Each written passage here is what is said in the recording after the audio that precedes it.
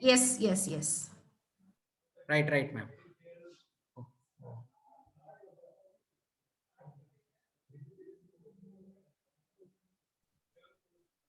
Yeah. Right, ma'am. Right, ma'am. It is perfect. Yes. Okay. Yeah. So my presentation goes like this. Okay. So I start with an overview of drug repurposing and different approaches. Okay. Why the different approaches? Because there are around 8 approaches. So majorly they are focused on computational approaches. And what are all the advantages of this drug repurposing? Of course, we do have some challenges, especially in academic setup, being an academic researcher, and sharing my experiences in this repurposing. Okay. So I request all the participants to kindly mute your mic, please.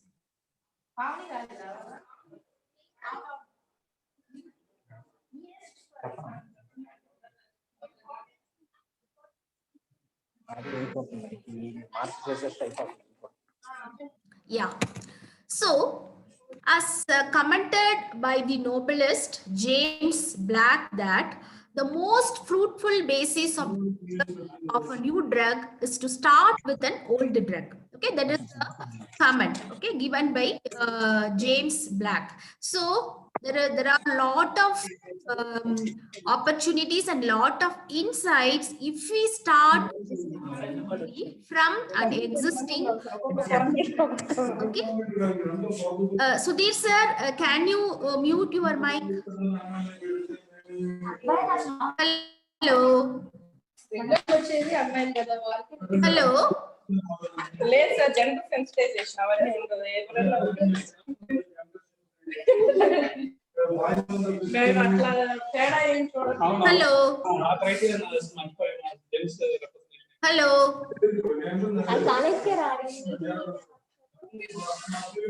మీరే Hello. Ma'am. Yes, please mute your mic, sir. There are some disturbances. Sorry. Yes. Right, sir. It's okay.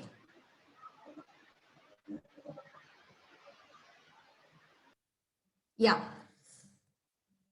So, what is this drug repurposing? So, this drug repurposing is also called as drug repositioning, drug reprofiling, or drug retasking. Okay. So, it is a strategy for identifying new uses for approved or investigational drugs that are outside the scope of the original medical indication. So what the drug is intended for? So apart from that, or outside the original indication, the drugs are repurposed for other indications, other therapeutic indications. Okay. So historically, the repurposing happened by serendipitous drug discovery, or it is just experimental drug discovery. So the well-known example is sildenafil. Okay, you might be knowing that sildenafil. So the sildenafil actually it is originally intended for the antihypertensive drug. Okay, but due to its side effect, it has been used for the treatment of erectile dysfunction. Okay, it has been named as Viagra and it is a blockbuster drug. Same thing. One more example I will quote you here: thalidomide. Thalidomide is also used for actually it is a sedative. It is mainly used for the morning sickness for the pregnant mother.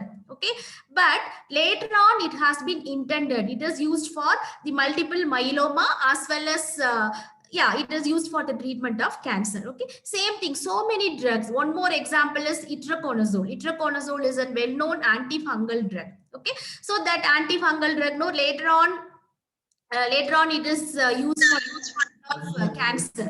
So like that, originally has been intended, and historically there is serendipitous drug repurposing, but later on they have segregated to some systematic repurposing approaches. Okay, so that's what we are going to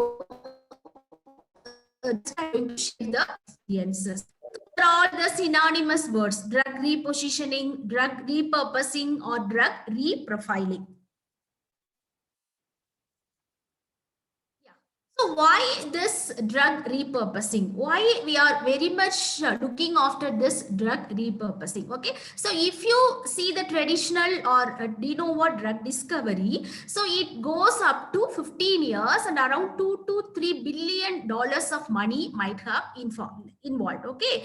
So, but when you come for this repurposing, so the initial stages, the discovery stage, the lead optimization or lead development, so that stages, no, it will be very less, as well as the preclinical studies, okay, preclinical studies and some extent of phase 1 and phase 2 is no need to repeat it. Of course, phase 3 and FDA approval, post-market surveillance, all those things, it is completely, it is new only if you are going for repurposing also.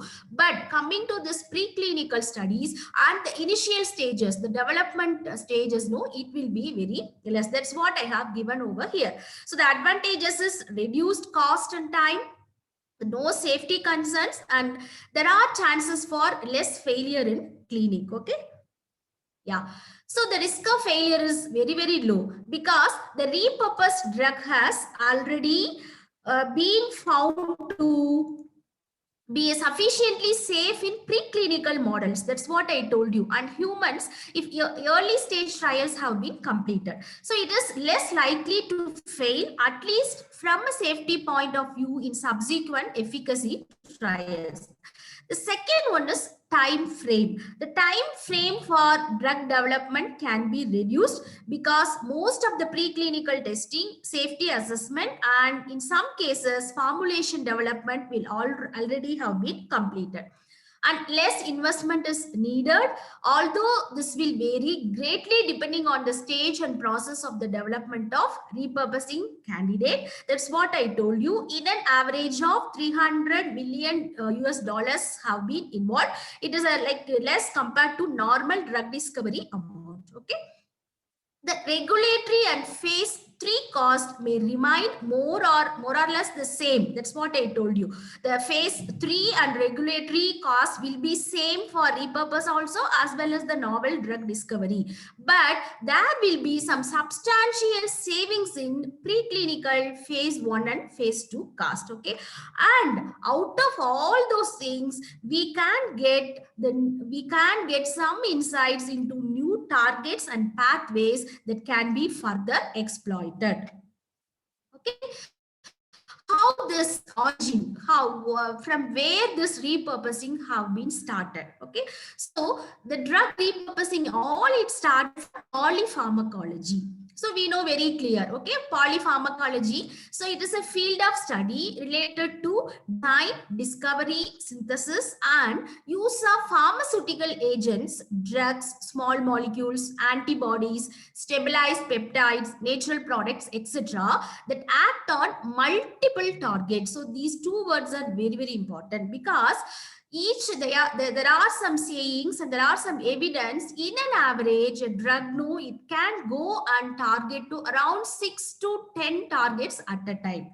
So we call it as what we are expecting. We call it as on target effect. So like apart from this on target, you will be having off target effects also. Okay. So that multiple target effects. So that effects only, it is paving the way, or it is the starting point for this drug repurposing. So it all depends on the polypharmacology.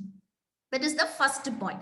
Then some complex diseases such as neurodegenerative diseases and cancers involve network of multiple genes. Okay, hence necessitate multi-pharmacophores as a part of their therapeutic and system biology based approaches. Okay, you can see over here one such example, nelfenavir. So this nelfenavir, it can act on 4 different pathways, okay, for controlling the cancer. It can act on AKT pathway, it can act on hypoxia inducible factor, HIF1 alpha, dependent angiogenesis, as well as it is acting on chymotrypsin and trypsin-like activities, and it is also acting on HSP90. So it has got multiple pathway. Okay, not only it is acting on exact one pathway. Same thing, if you take imatinib, okay, so this imatinib also, you can see over here, it is acting on so many targets. It acts on tyrosine kinase only, FMS kinase, same thing, it is acting on BCR, ABL kinase, okay, we don't know, it may be some other targets also. So this multiple pathways or polypharmacology, it is a starting point for doing this drug repurposing, okay. Yeah, so this off-target effects pave the way for repurposing. So since pharmaceutical agents can interact with multiple targets, unintended interactions between drugs and off-targets could result in toxicities or side effects, okay. So these toxicities or side effects are arising out of the drugs acting on off targets, okay, that is apart from their original intended target. We know target is nothing but a biomacromolecule which is involved in the particular disease, okay. So due to this off target effect, side effect, okay, so that have been serendipitously used to assure a new use, okay, such as treating other conditions coming out of administration of one drug. It may be a therapeutic effect of the next drug. That's what the basic concept. It is intended for,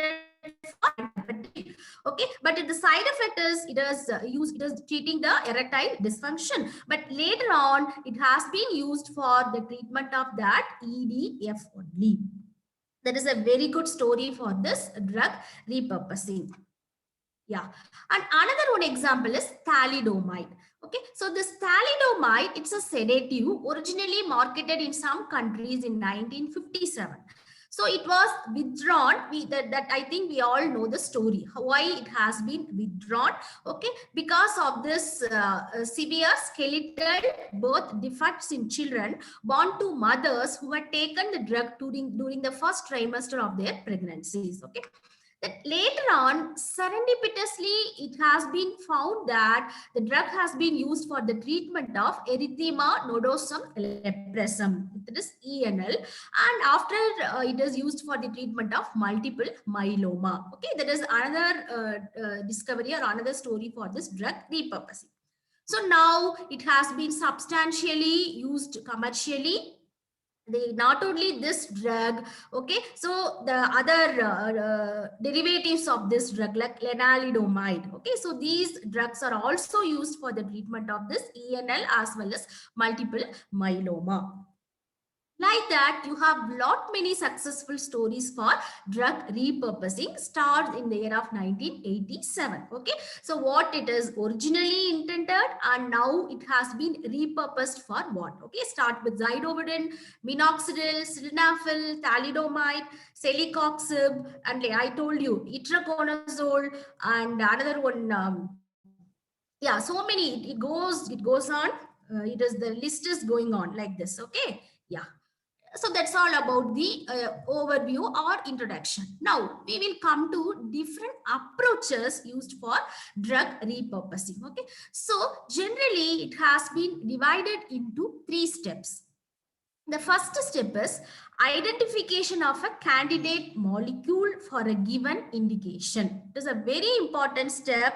So here you can generate the hypothesis. Okay, so this is very critical. So here only you can integrate the modern approaches, various computational approaches. You can go for signature matching, that means the transcriptomic signature matching, or chemical signature matching, okay, or molecular docking approaches, or genome wide associated studies, GWAS studies, or ADRs based on the electronic health records, whatever it is. Okay, so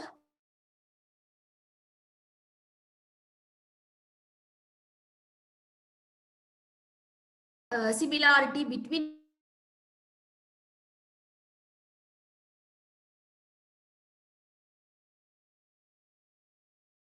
or I can go with this. Okay, these two drugs have been the similar adverse effects, so I can go for that. Or these two drugs have the similar genomic, they have similar protein structure, transcriptomic signatures are similar, mechanism of action is similar, or the packet of the two drugs are similar. So here it is very, very important. So the first phase is very crucial. You have to generate the hypothesis. Once you generated the hypothesis, once you picked up the drugs, what you are going for, then you have to go for the mechanistic or actual assessment of the drug in preclinical models. Then if it is very successful, then you can bring to the phase 2 clinical trials, assuming that we have sufficient safety data for phase 1 has studies have been already finished for this drug. Okay, so these are the different approaches. Yeah. So mainly, broadly, you can divide the drug repurposing into two categories. One is in silico drug repurposing. Other one is activity-based in silico repurposing. Okay. Again, this in silico repurposing, okay, we know very clear. You have the crystallographic protein structures by various three-dimensional target bank, starting with protein data bank. Okay. And from drug bank, you can get the structures or data about this existing drug. Then you can go ahead with the molecular docking studies. Then inspecting the docking poses, you can finalize or you can narrow down the potential compounds. Then you have to finalize, you have to check the stability by using the dynamics. Then you can go for the hits. Okay. So normally this in silico repurposing, it utilizes the publicly available databases. Okay, starting with connectivity map or omnibus of NCBI or various genes databases like drug data bank, protein data bank. So it all completely depends on the publicly available databases. And here you can use the various bioinformatic tools. Okay, to systematically identify the interaction. Yeah, another one is pathway or networking. Okay, so the networking between the various drugs and protein targets. Whereas in the activity based, you will have to do by using the real lab setup. Okay, yeah. Now, this is only I mainly wanted to focus. So what are all the various approaches? I have told very concisely here in silico repurposing. So now, what are all the different computational repurposing approaches? Okay, so you can broadly classify into two categories. One is computational approaches, other one is experimental approaches. Okay, so in computational approaches, you have signature matching. Okay, you have molecular docking, you have genetic association, you have pathway mapping and retrospective clinical analysis and novel data sources. So these are all the computational approaches. And coming to the experimental approaches, you have two types. One is the in vitro binding assays. The other one is phenotypic screening. Other one is phenotypic screening. Okay. I'll concisely tell what is what and one example. Okay, so that you can think it of which approach you can use it for your research purpose. The first one is the signature matching. So the signature matching is based on the comparison of the unique characteristics or signature of a drug against another drug or disease. Okay, so once again I'll repeat. So here you will be matching the signatures of the particular drug against a second drug. Not only the drug, you can map with the disease also. Okay, so what type of signatures here is what you will be taking into the account, the signatures. It may be the transcriptomic or proteomic or metabolomic. It may be the chemical signature of a drug you can compare, or it may be not only necessary the chemical structure, it may be ADRs also. So these three signatures you can take and you can compare with the disease as well as the drug. Okay, yeah. So it is used to make drug, first one is the matching the transcriptomic signatures. Okay, so it is used to make drug disease comparisons as well as drug comparisons. Okay, you can go with drug disease similarity as well as drug similarity.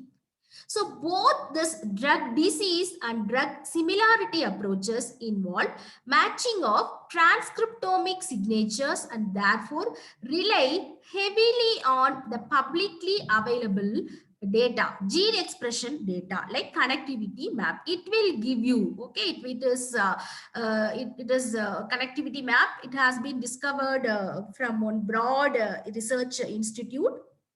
Okay, now it has been connectivity map 3 has come up. Okay, yeah, so you can see the gene expression profiles of the different diseases. Okay, so this disease, this particular gene is more expressed or underexpressed, like that. Okay, so you can compare that gene expression, or you can compare the different gene expression profiles of the drugs, various drugs. Okay, you can see over here. So this is the disease signature. It is particular gene is overexpressed, normal, underexpressed. Okay, same thing you can take a variety of drugs. Okay, but the particular gene is overexpressed, underexpressed, then you can map with the particular disease and drug. Okay, so that's what the drug disease comparison. As I told you, the transcriptomic signature of a particular drug is derived by comparing the gene expression profile of the biological material, that is cell or tissue, the overexpression or underexpression of the particular gene. Okay, mainly before and after treatment with the drug. And after that, the resultant differential gene expression, signature expression, is then compared with a disease-associated expression profile that has been similarly obtained through differential expression analysis of disease versus healthy conditions. Again, we have to know this point. Okay, it has been compared with the different healthy as well as the diseased patients gene expression profile. Okay, the very good example is this topiramate. It is used for the treatment of inflammatory disease, bowel disease. Okay, so this topiramate is exclusively, it has been, now I think it is in clinical trials. So it has been exclusively discovered through this drug disease similarity. Okay. Now, the another one is drug similarity.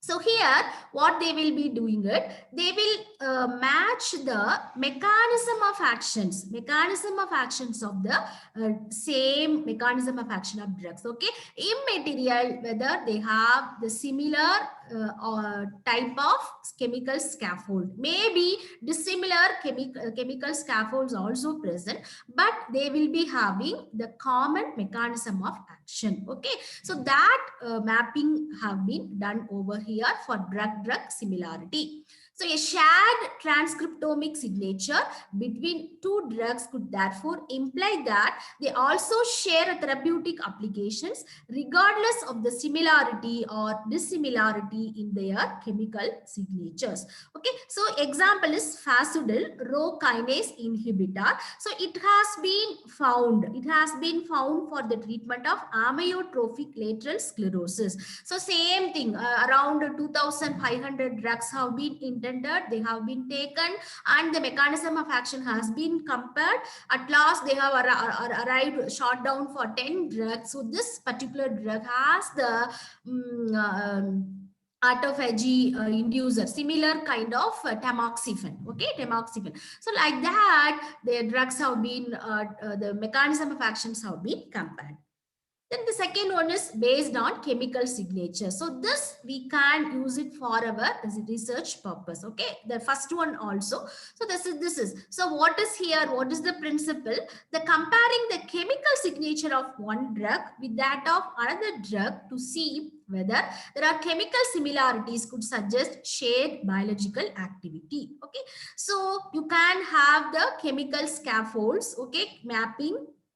So the process involves selecting a set of chemical features for each drug and then constructing networks based on the shared chemical features. So you can use the chem informatics approach. This is exemplified by the statistics based chem informatics approach. But here we have some drawbacks. Why? Because under physiological conditions, the scaffold may be changed. For example, it will be existing in one form, maybe it will be converted into the active metabolite form. Okay, the metabolite, so that there will be some functional group changes or some conversion might have happened. So due to that, the total originality of the scaffold may be changed. Okay, of course we have some drawbacks also. Okay, when we use this chemical signatures. The next is very interesting, based on adverse effect signatures. Okay, so what is the hypothesis? The two drugs that cause the same adverse effects may be acting on shared target or protein or on the same pathway. Okay, so the two drugs, they possess the similar adverse effects. Maybe they target on the same particular target, the single target, or the molecular pathway is same.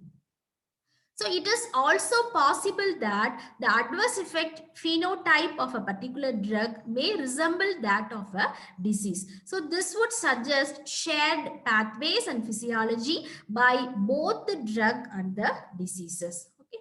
The next one is computational molecular docking.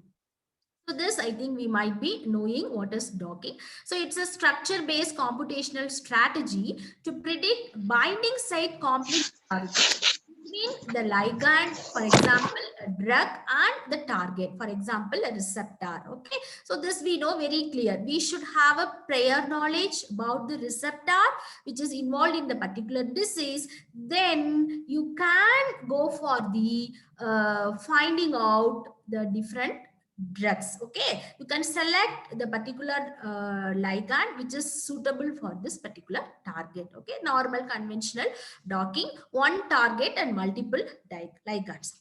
Okay, there is one more, inverse docking. Okay, so here what you can do, you have a lot of drug libraries, that is lot of ligands in your hand. It could be explored against an array of target receptors, that is inverse docking, several targets and one ligand, to identify novel interactions that can be taken forward for repurposing. So through this, they have done this mebendazole. It's a very good drug. Actually, we know it is originally intended for anthelmintic. Okay, so now it has been used as a VEGFR inhibitor, that is an anti-angiogenic drug. Again, this is also some interesting study, that is GWAS, Genome Wide Association Studies. Okay, here what is the hypothesis? So this GWAS aimed to identify the genetic variants associated with common diseases and thereby provide insights into the biology of the diseases. Okay, so the data obtained may also help identify novel targets, some of which could be shared between diseases treated by drugs and diseases phenotypes studied by GWAS. Okay, the very good example is denosumab. So this denosumab, it is used for the treatment of postmenopausal women, especially the osteoporosis is the high complication that we know very clear. Okay, so this drug is originally intended for blocking, for treatment of that. Okay, so what is the target here?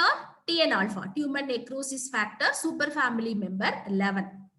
Now, this variant, okay, this genetic variant is RS20. So this is, there is in Crohn's disease also, this biomarker is involved. Okay, so now this is used for the treatment of Crohn's disease also because of this genetic variant.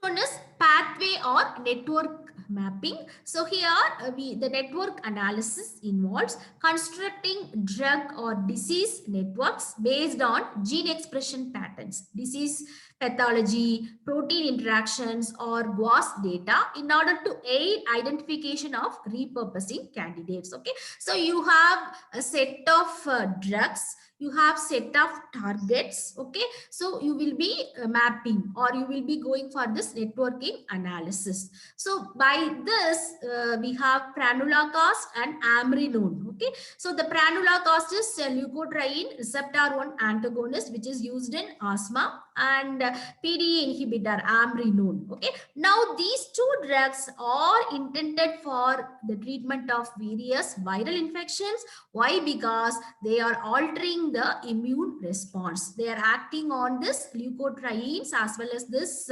prostaglandins. Okay, so that is due to this pathway or network mapping. And the retrospective clinical analysis, use of electronic health records. Okay, so this is also again very interesting. So the retrospective clinical data can be obtained from various sources like EHRs, electronic health records, their adverse effects, their treatment protocol, symptoms, all those things, the electronic health records, and the post-marketing surveillance as well as the clinical trial data.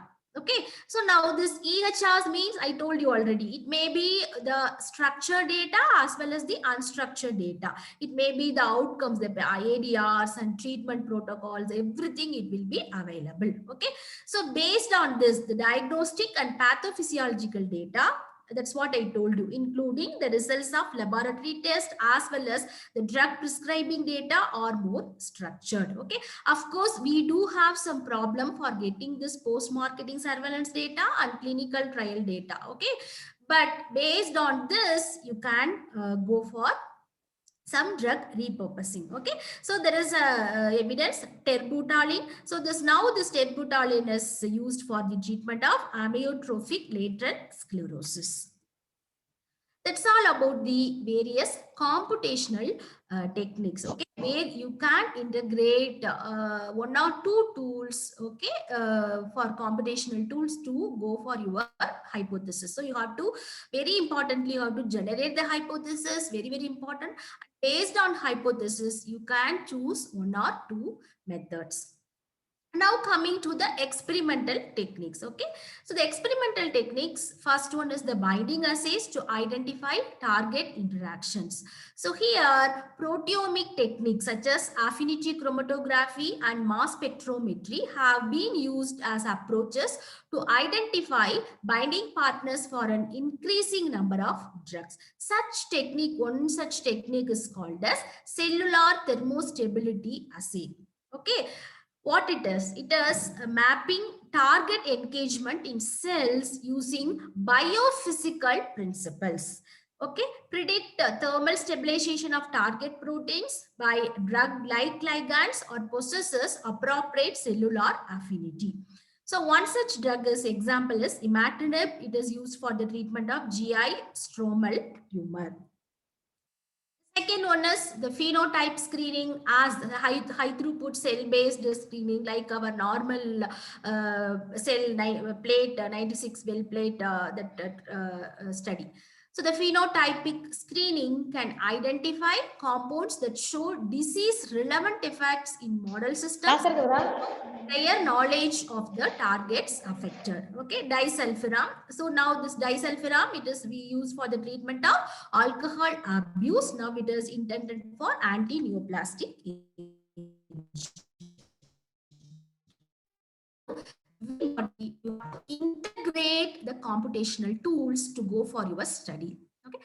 So none of these methods alone will be sufficiently able to disclose the complex interplay between drugs, targets, and diseases. So the possibility of using one or more computational approaches to navigate through the wealth of available information and hopefully find clues solid enough to justify a repurposing hypothesis worth of experimental investigation. So you have to choose one or two approaches to support your hypothesis, okay, preliminary. Then you can go for the experimental investigation. So the choice of the most appropriate methods will basically depend on the nature of the problem, what type of hypothesis you have. Okay, so if it is really it is involved in the genetic setup, okay, you want to find it out, the gene expression studies, you can go for the signature transcriptomic mapping, like that. Or you want to go with patient related data, so you have to go with EHR, electronic health records data. Or you don't have any, you have to start with scratch, you can go for the this one pathway or network analysis. Or you have ready-made available drugs in your hand and target in your hand, you can go for the molecular docking approaches. Like that, what problem you have, accordingly you have to select the approach. And there are some databases for repurposed drug database itself you have. So original indication, and it will give you the new indication. So you have some preliminary idea. By this, you can go ahead further. And this is a very interesting. What are the various databases? You can use it for the various drug repurposing. If you chemical databases, I think most of the things you might be knowing it. And three-dimensional structural data banks, as well as the, if you want to get the drug target information, you should go ahead with these various available databases. Okay. Yeah. Certainly, we do have some limitations in this drug repurposing. So the pathways and mechanisms of many complex diseases remain incomplete, yet efforts for drug repurposing often require analyzing complete data.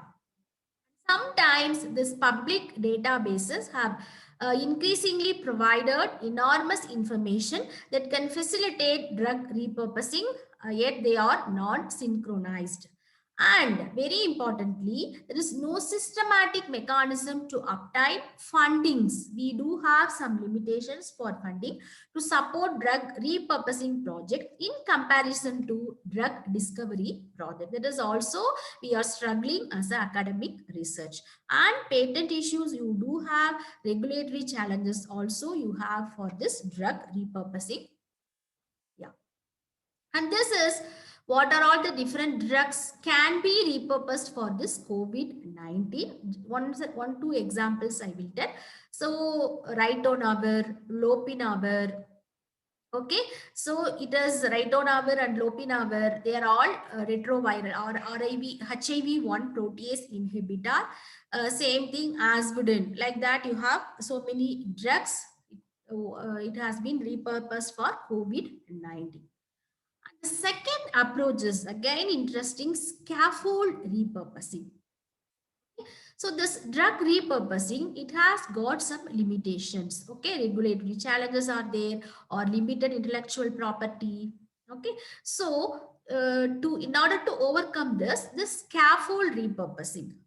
Yeah, what is the scaffold repurposing? So you take the scaffolds of the old drugs, emerge as a great treasure trove towards especially this new anti-cancer drug discovery. Okay, so the scaffold repurposing approach provides a new meaning on the old saying of to start with an old drug.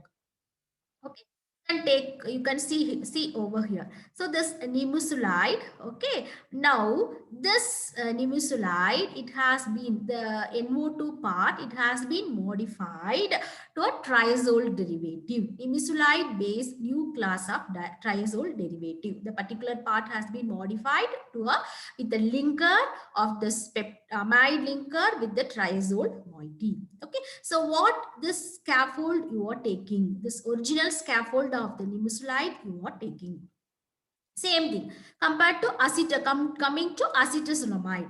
Acetazolamide also you can see over here. So this particular portion has been modified for albuacetazolamide. So incorporating albumin binding moiety. So it is a high binding affinity towards that and efficacious reduction in tumor growth. So this acetazolamide is a carbonic anhydrase inhibitor. It has been intended for this inhibiting the tumor growth. Okay, so that is called as scaffold repurposing.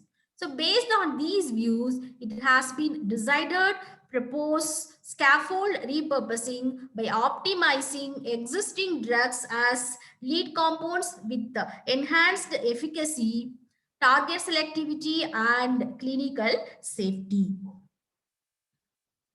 Yeah, so that's all about my first part. What are all the different approaches, computational approaches as well as the experimental approaches. So now just I'm going to share the experiences in this drugs and scaffold repurposing. What we have got the experience. So 2 case studies I'm going to. The first one is a review. Okay, what we did, the various scaffolds repurposed for breast cancer. Okay, so we selected these many scaffolds starting with benzimidazole, coumarins, various statins, biphosphonates, NSAIDs, mainly this ibuprofen and ketoprofen, and niclosamide, different fatty acids and quinolines, especially this benzimidazole, albendazole, mebendazole. Okay, so these scaffolds we have selected and just we have reviewed. Okay, what are all the scaffolds have been intended for only this breast cancer. Okay, so we came to know that these scaffolds are acting through these different pathways. Okay, starting with as you all know, these are all the different pathways involved in the breast cancer. Okay, Notch pathway, hedgehog, then estrogen signaling, TGF, then polyparp inhibitors, like that. Okay, that is our work we did and we published. Yeah. The second one is what we did. We have repurposed the benzimidazole scaffold bearing drugs for breast cancer therapy through this in silico tools. Okay. Yeah. Why this benzimidazole scaffold? So as we all know, these benzimidazoles are bioactive compounds in various anthelmintic drugs. Okay, like albendazole, mebendazole, triglycybendazole, etc. So these are all the broad spectrum anthelmintic agents. And there are so many benzimidazoles, fungicides are also commercialized. Okay. So this, you can see the structure of mebendazole as well as the albendazole. This mebendazole considerably prevents the growth of adrenocortical cancer cells, is both in vitro and in vivo. That is one study. And it is used for the treatment of lung and breast cancer cell lines due to mitotic arrest, because the anthelmintic activity is also due to this mitotic arrest only, okay, of the helminths. Okay, so that's why it is the starting point. Why not in cancer cells also? Okay, so it is experimentally proven that used for the treatment of, it is producing the apoptosis, as well as this albendazole also. It is also producing the anti-proliferative effect against various tumor cell lines of breast cancer. So this is the starting point. So we got some clue that this benzimidazole containing drugs have some activity, especially you can repurpose for this breast cancer. So that's what our basic hypothesis. Yeah. So based on this hypothesis, we have selected around 21 drugs which is having immaterial of their original intention, whether it is used for the treatment of ulcer or it is used for the treatment of like whether it is a H1, we have taken pantoprazole also, we have taken albendazole, we have taken like that, so many drugs. But what is the original idea? Chemical signature.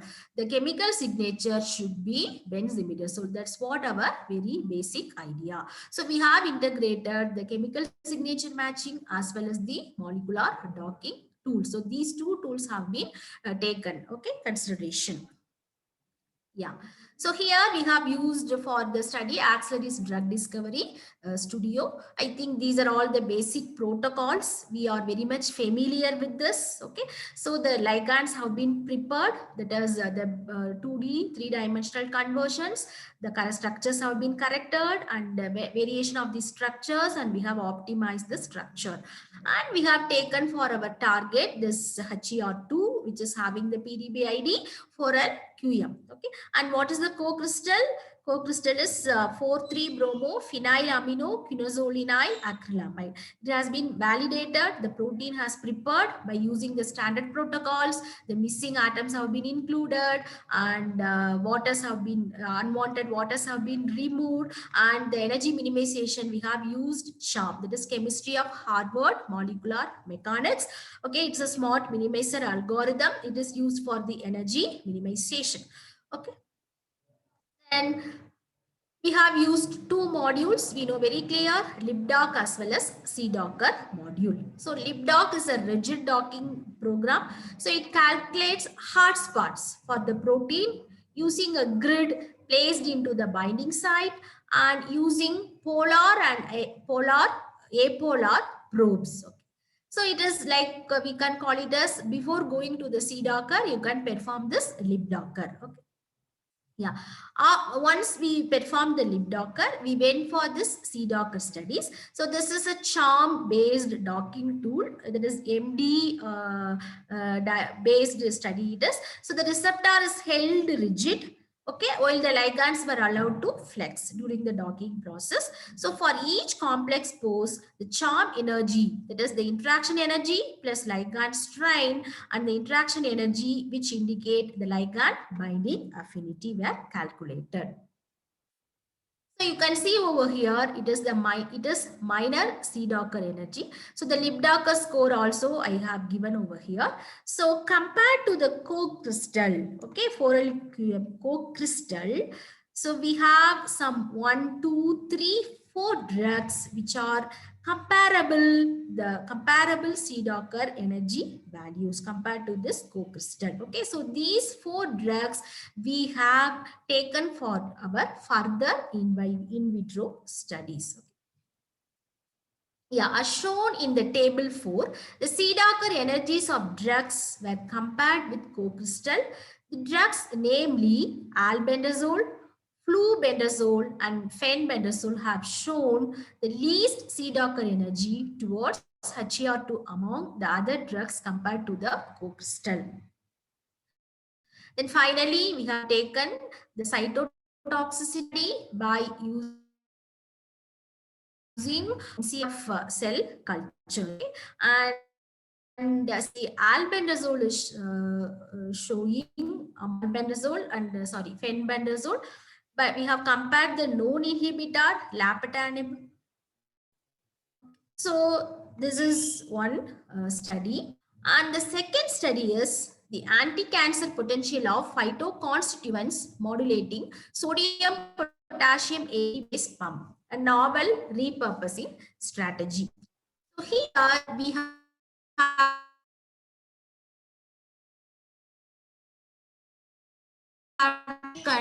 sodium potassium ATPase pump. Yeah. So what are the processes are where we originated? The cardiovascular effects of NKA, that is sodium reported. However, it has also been for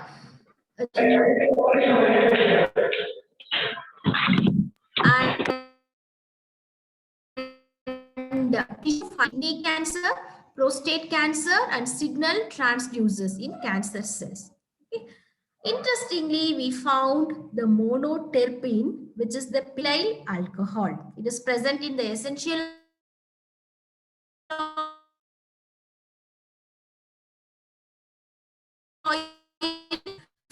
tumors, including glioblastomas, the most widely recognized cerebrum tumor. So we have taken this perylyl alcohol as a signature.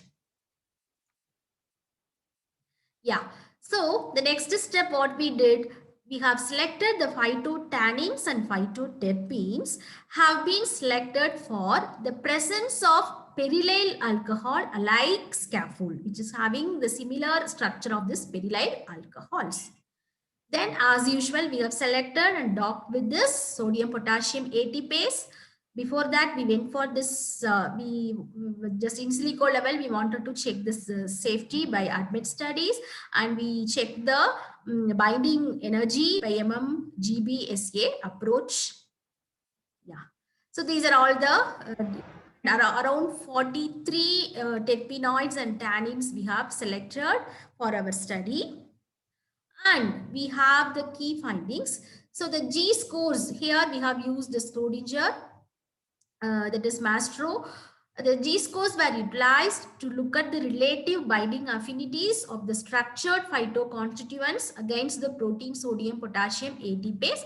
So here we have compared the scores with the known inhibitor of sodium potassium ATPase, ovabine, okay, which is present as a co-crystal. Yeah, among the 43 phytoconstituents, the 14 phytoconstituents which had G scores about -7 were chosen for further binding energy studies. So the first compound is 2,3-dihydroxy 5-carboxyphenyl acetic acid was as top scorer. Yeah, so these are all the top 12 or 13 compounds. Okay, so these compounds which are having the scores more than that of the standard ovabine. So these compounds have been further taken up for the MMGBSA studies. The different energies involved. Okay, binding energies we have studied. So this is the first compound, that is 2,3,4-trihydroxy benzylidene 2-methyl 5-sulfoaniline. This is the binding energy and the different energies involved, lipophilic, covalent, electrostatic energies involved. Yeah. So what are all our significant findings based on the score as well as based on the interactions, amino acid interactions. Okay, I wanted to show you here. So there were significant non-bonding interactions observed for compound 2,3,4-trihydroxy benzylidene sulfanilic acid than the standard ovabine. The hydroxyl groups present in the ovabine exhibited strong hydrogen bonds with the amino acid residues, glycine, ASN and tyrosine respectively, asparagine. Similarly, same like ovabine, hydrogen bonds have also been exhibited, okay, for the compound, our compound. But interestingly, apart from the hydrogen interactions, there is a significant pi-pi stacking interaction, okay, of the amino acid phenylalanine with the imide nitrogen of the compound, our compound, okay. So this may be this extra pi-pi stacking interactions or reason for the more binding affinity and less binding energy for the compounds, okay. So this you can see over here. This is the particular pi-pi interaction, pi-pi stack interactions, okay, of the phenyl ring with phenylalanine as well as the imine of the our compound, okay, with the tyrosine moiety, okay. So this may be the added advantage for the increased binding affinity. Okay, so that's what our findings, but we have to prove for the cytotoxic potential. It is in the progress. We are in the progress of cytotoxic assay as well as the sodium potassium AT base binding assay. It has been published in this Royal Society of Chemistry book chapter. Okay, so that's all, very brief in silico tools used study what we have done for this drug repurposing. Are my recently awarded patents as well as my published patents and some of my papers, as I am working on this ER positive breast cancer therapy continuously. Some BRCA1 signaling, P53 modulation, doing this. Yeah, so by this, I'll be ending my session. I want to acknowledge His Holiness Swamiji of Suttur Mutt, Co-Chancellor Dr. B. Suresh, JSS Academy of Higher Education and Research, Registrar, Vice Chancellor, and my principal as well as my mentor, Dr. S.P. Dhanapal, and my HOD, Dr. Muhammad Afzal Azam, all my PG and PhD students, and my special thanks to all the scientists of this Schrodinger LLC and Altum Technologies. And once again, my heartfelt thanks for the organizers of this Bapatla College of Pharmacy. Thank you. I'm happy to answer your queries. Please. Thank you, ma'am. Thank you for spending your valuable time with us, madam. So, dear participants, please, if there is any queries, please ask, madam. Or you